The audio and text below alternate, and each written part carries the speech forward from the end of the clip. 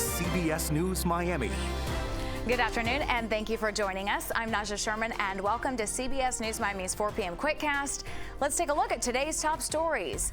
Right now at 4, we are tracking the tropics. All eyes on a disturbance in the Caribbean. It is expected to bring rain and wind to South Florida very soon. Let's get right to next weather. Meteorologist Cindy Pressler, who's tracking it all. Cindy? Just today, it has strengthened again, went up to now a high chance that this is going to develop once it gets into the Gulf of Mexico. Right now, it's bringing showers and thunderstorms across the Dominican Republic into Haiti. There's the center there. It actually has a center now. It's considered to be an invest, so the National Weather Service can now put models on it, can attach models to it. So now we have a better idea of where this thing is likely going to be going. So this is the track to the west-northwest, taking it right across the center of Cuba by tomorrow. There's a lot of mountainous terrain there, so that should help keep it at the point where it is. So it's not going to strengthen a whole lot until it gets up here in the Gulf. That's when it has more space to breathe, and that's when it is expected to develop possibly a tropical depression, maybe even a named storm. But our spaghetti plots, our models want to take it, all of it. There's a lot of consensus here taking it into the Gulf of Mexico. How close is it going to get to the west coast of Florida, and then eventually taking it off into the Big Bend, maybe even back out into the Atlantic Ocean by the time we get into next week? This is all ifs and possibilities that we're going to have to watch very closely. Rainfall possibilities heaviest right here along the west coast, the Tampa area, and this is over the next few days. This will take us through Tuesday. Notice here across South Florida, not as heavy, but we could see as much as 1 to 2 inches. That's through Tuesday. So that is something I think we can handle. And again, we could see heavy rain. There could be rounds of heavy rain coming through. Maybe this extending into next week. At this point, we're just looking at Saturday and Sunday, but possibly Monday and even Tuesday of next week, depending on the track, and gusty winds up to 25 miles per hour. So we're definitely not getting the brunt of this tropical system if it stays in the Gulf of Mexico. At this point, we've had a mainly dry day, a few showers this morning. I was out and about around 9 a.m. and a few little showers coming inland. That is all pushed off onto the other side of the state now. So this weekend, Saturday and Sunday, as this little system stays out here in the Gulf, it will throw a lot of deep tropical moisture our direction. But again, it all depends on the track and how strong it is. It's out there over very warm water. Those water temperatures are in the upper 80s. There could even be some lower 90s sitting in the southern Gulf. So that's what we're going to be watching as we head into the weekend. So if you do have weekend plans, might want to have something that is an alternative if you have outdoor plans, because look at our forecast, very wet. Even Friday, starting to get some tropical moisture in here. But Saturday, Sunday, into Monday, maybe even Tuesday, lots of rain is expected. Just into our newsroom, police have declared the deaths of 2 3-year-old twins a homicide. Investigators have charged their mother, 42-year-old Charlene Alcima, with the crime. She told investigators that she'd been plotting to kill the 2 children and herself for months. She says it was due to her current financial status and multiple debts she owes. We're going to have more on this story tonight at 5. 3 Americans and a U.S. resident are on their way home from Russia, part of one of the largest prisoner swaps since the Cold War. Natalie Brand has the story from Washington. This photo shows a homecoming in the making for Americans wrongfully detained in Russia. In Washington, their families spoke to them on the phone in the Oval Office with President Biden. Their brutal ordeal is over, and they're free. The release was part of a 24-person swap that took place on the tarmac in Turkey involving 7 countries. Russian state media shows Wall Street Journal reporter Evan Gerskovich, arrested last year, and Marine veteran Paul Whelan, held since 2018, boarding a plane to freedom. Russian-American journalist Alsu Kurmashiva and U.S. permanent resident Vladimir Kara-Murza also released with this deal. In exchange, Russia is getting back 8 of its own, including 2 convicted spies released by Slovenia and a convicted murderer held in Germany. The White House says the president had a call to finalize details the same day he announced he was exiting the 2024 race. The president called the months-long negotiations a feat of diplomacy. A breakthrough that nearly brought National Security Advisor Jake Sullivan to tears. Today was a very good day, and we're going to build on it, drawing inspiration and continued courage from it. The news brought applause in the newsroom of the Wall Street Journal, with the newspaper saying in a statement, "We are overwhelmed with relief and elated for Evan and his family." And from the Whelan family, a spokesman saying this is now Paul's story to tell. It's vital that he be given agency over his life again. The White House says it's flying the hostage and wrongful detainee flag to celebrate their release and honor the Americans still held around the world.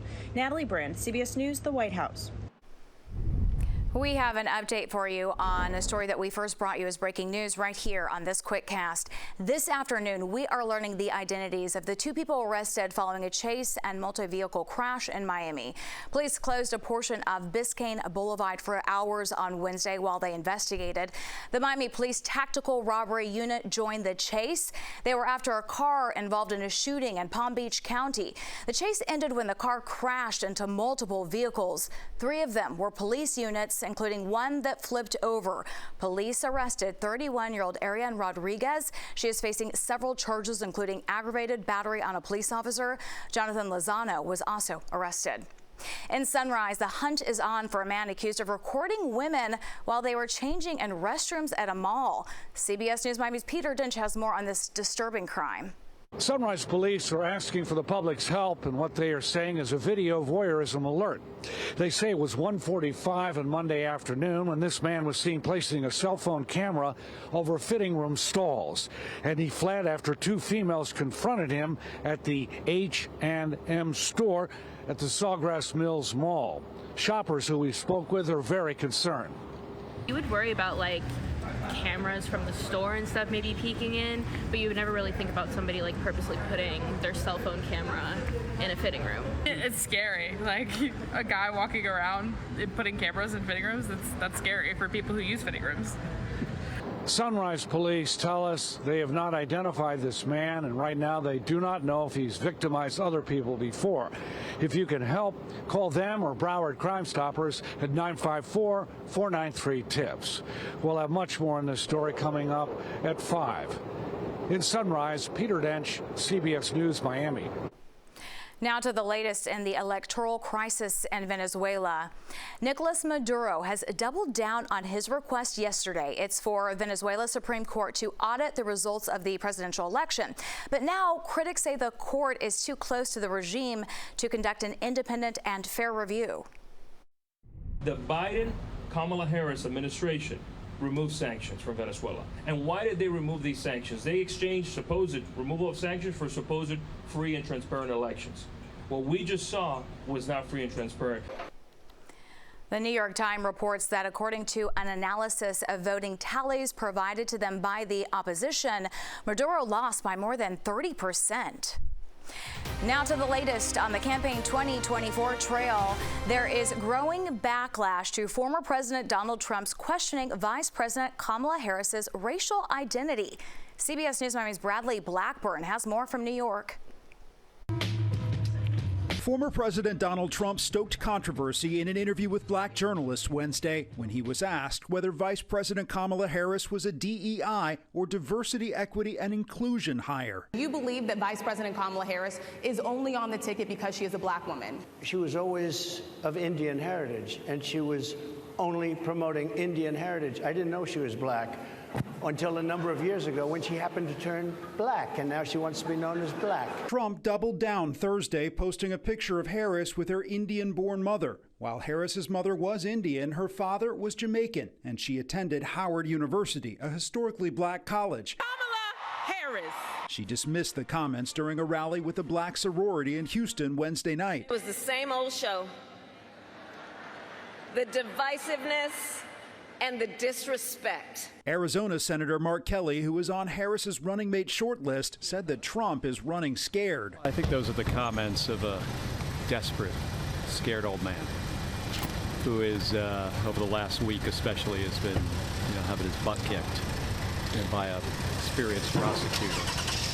And I think he's worried. At a rally in Kelly's home state, Trump's running mate defended the former president while taking a shot at Harris. Kamala Harris is a phony who caters to whatever audience is in front of her. Senator J.D. Vance is working to shift the focus back to differences over immigration policy with a tour of the southern border Thursday. Bradley Blackburn, CBS News, New York. When we come back, see why Miami-Dade Schools is bringing AI into the classroom and how it may keep your family safe. Welcome back. Now to the latest in safety news. Is AI technology the future of keeping students safe? While thousands of kids and teens are set to hit the halls in just a matter of days, the Miami-Dade County School Board proposed adding the new tech to schools countywide to keep students and teachers safe. But reaction to the proposal is mixed. I was glad to see us moving in the direction of trying some new technologies. I also think there are other investments that, for security reasons, obviously I won't share, that we could be prioritizing. I don't think artificial intelligence is going to really help out when you already see the gun.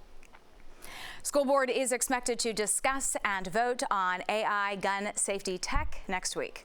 Also on the education front, another setback could delay financial aid for college students this fall. The education department says colleges will not be able to submit corrections in bulk to update students' financial aid records. Colleges have been waiting months to send batches of corrected records. Submitting revisions manually could delay student aid, leaving some students unable to pay their bills and fees on time. Now to are back on the practice field right now, and that's after a well-deserved day off.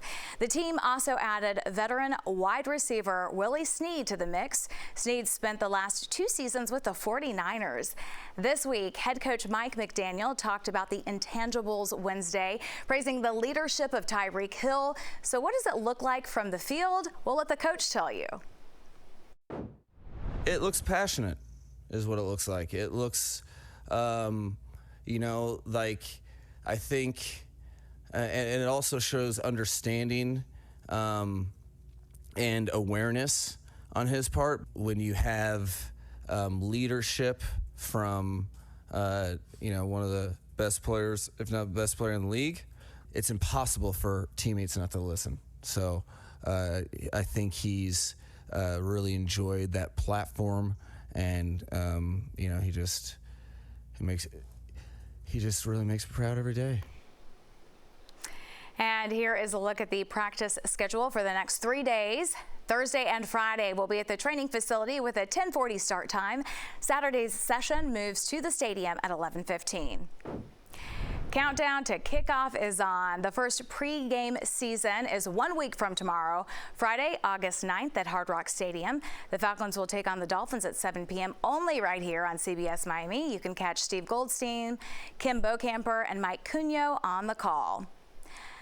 Dolphins Weekly Live makes its return this Sunday at 11:30 a.m. We are breaking down what they've seen at camp so far and a look ahead at the Fins' joint practices against the Falcons.